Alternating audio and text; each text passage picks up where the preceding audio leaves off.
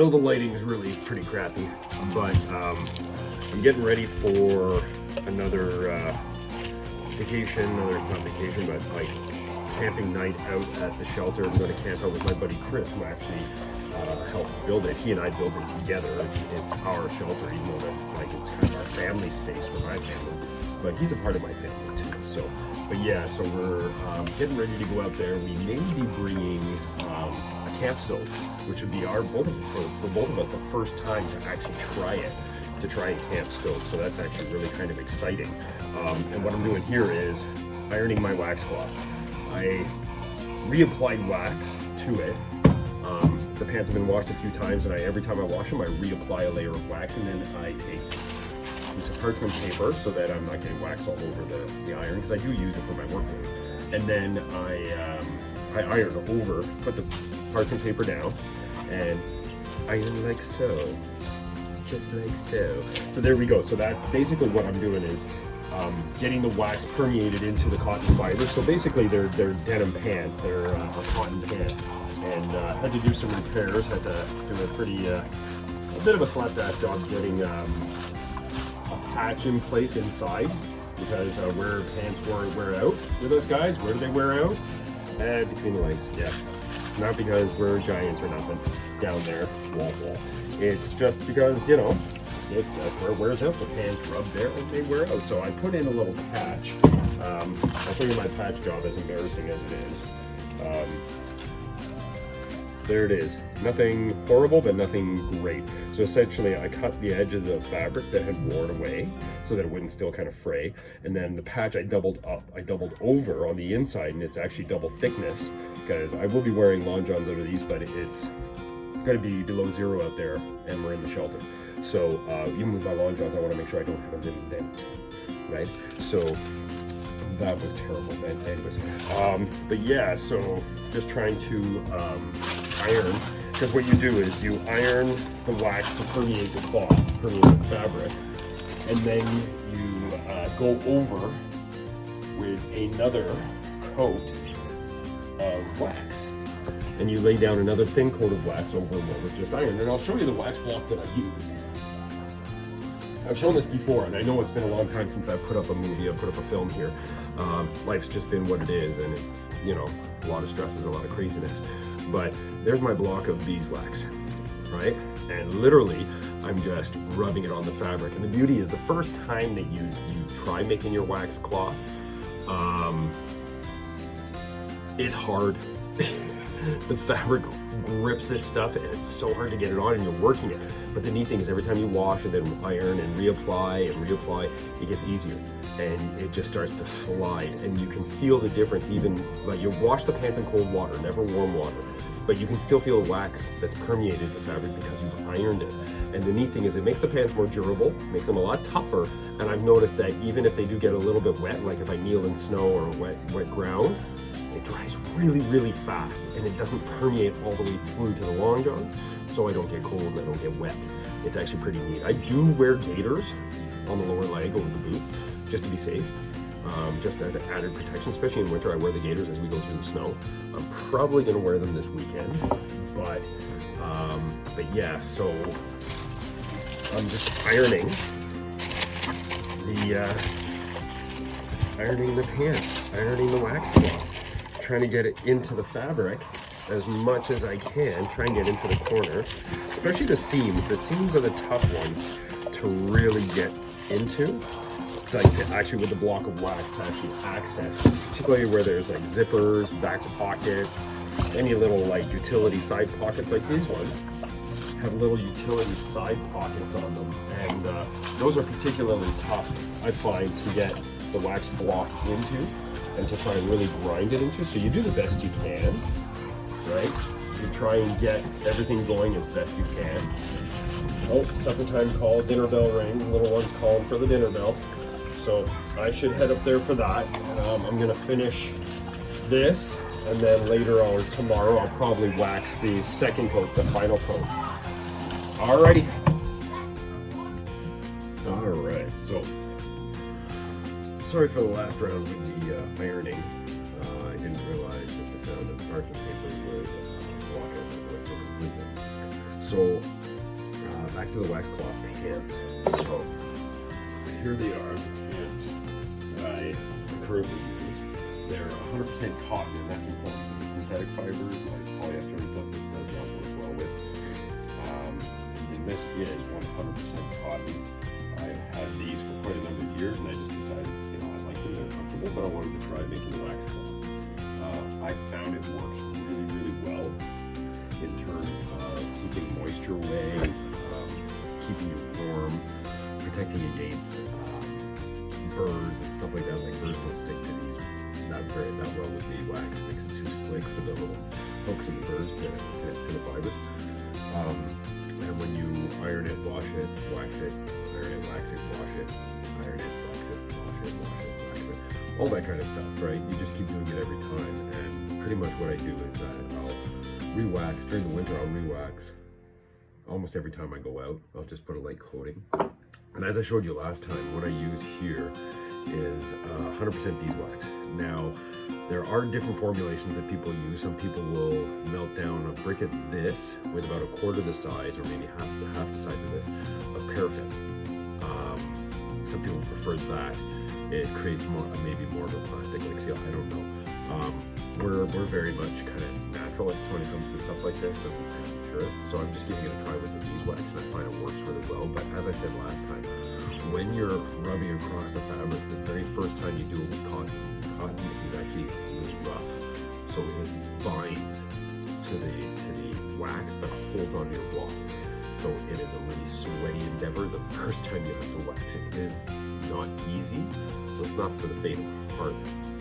But after numerous treatments, it's amazing just how easy, as you see, the block of wax just glides right across the fabric because it's developed this coating. And it's really important too to hit up the seams. So hitting up the seams along the edges, all along the edges around your pockets and stuff, back pockets, hitting up all of those seams all around the pocket. That's really crucial to make sure that you don't have any little areas where water or air can sneak in. I find this does make them a little bit more thermally protective than a lot of the synthetic clothing and stuff that are out there. It's all about layers, right? And you want to be able to trap air between a layer of material in your body in order for your body to warm that layer of air up. And that's the idea with layers, rather than having one big poofy layer over you. It's not going to keep you warm. That's where wool and stuff like that works so well, because it traps air between the fibers. And dense thermal mass even when wet. But aside from that, this has been a really fun project for me, and it's something I'd like to make another pair and eventually make a nice wax cloth canvas. I do have a canvas that Chris and I were working on that we're trying to make a baker's tent out of, that I'm thinking about just taking a big old block of wax and just waxing the heck out of it. It's a heavy duty canvas, but I think it would be really amazing.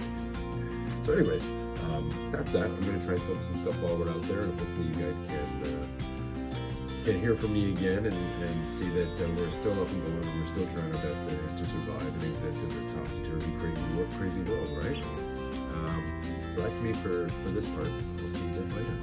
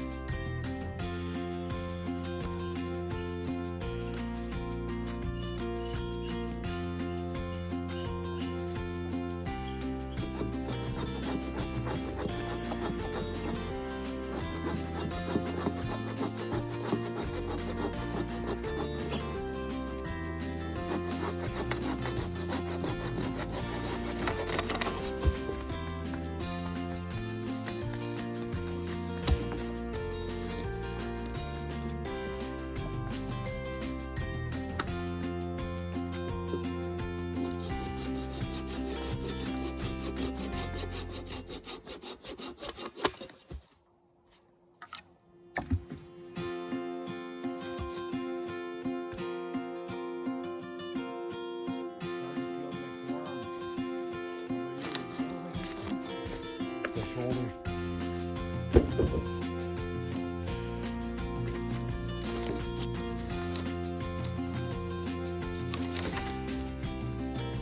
If I like the grip and the back, my lats, start to feel it after a bit.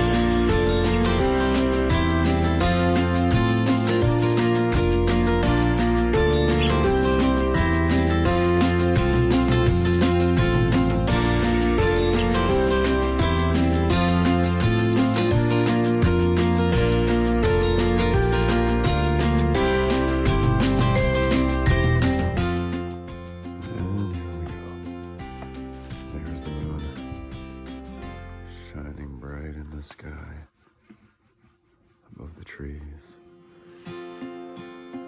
Can't tell, it's too dark, but there's the camp.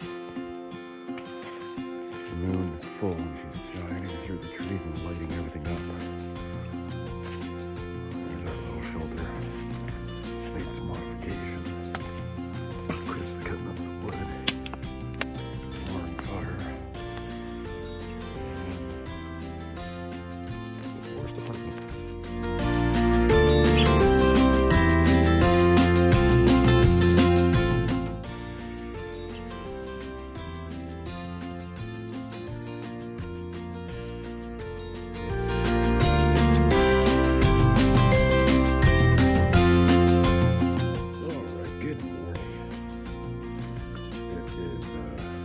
Beautiful Saturday morning, and we're having breakfast, eating some freshly baked bannock, partly in the fry pan and partly on the grill, hence all that beautiful char. Pardon me for speaking a little phone. So Chris and I made some modifications to the shelter, as neither one of us felt like spooning with the setup that is here at the moment.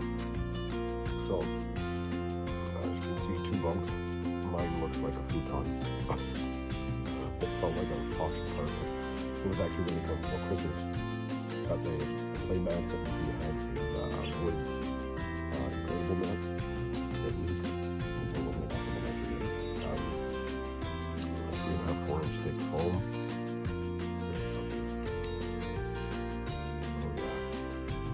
Only problem was, I kept laying on one side. I lay on my back on one side. Would have been good if I could have tossed and turned, but I didn't bring my sleeping bag for a specific reason. Wool blanket. 100% PEI wool blanket. Beautiful. I was so warm with 2 other synthetic blankets inside and my clothes, long johns, wax pants, stuff like that. I didn't take my boots off, which I probably should have because one foot got a little cold. It's steel toe boots or the steel plates. Got cold, but it was a good day, very good day. And if we take a look here, the coffee pot, and also there's our bag, and there's my bag. We had the moon up last night. So beautiful. As soon as you stepped outside from the shelter, it illuminated the forest. Magnificent. So grateful for that. I'd like to test out an amazing gift from my friend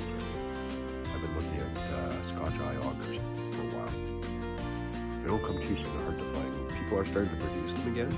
It's an old tool. People don't think it's worth having, but for a bushman, man, I think this one is an inch. It's 1 inch. It's looks like a 12-inch shank, so it's freaking long. It'll fit in my pack for sure. But yeah, wow, that's awesome. So we're gonna test it on this big ass log that I got over there that I carried over.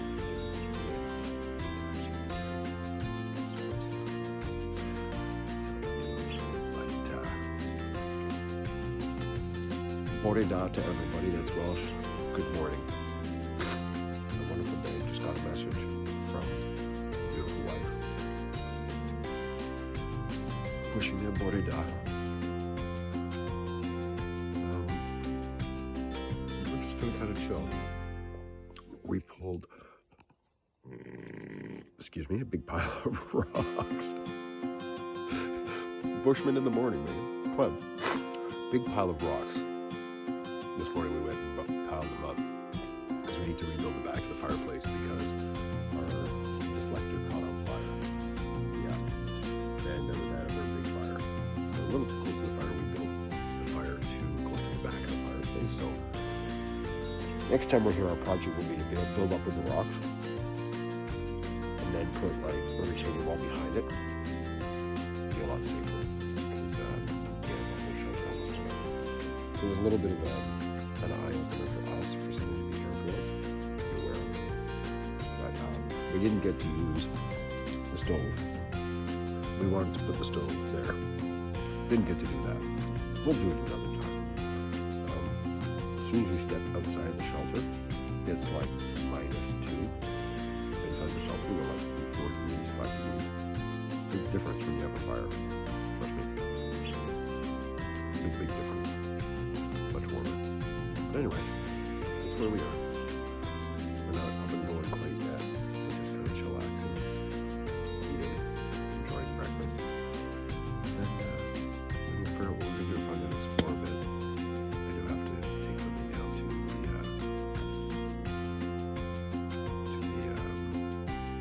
spot. But apart from that, it's good.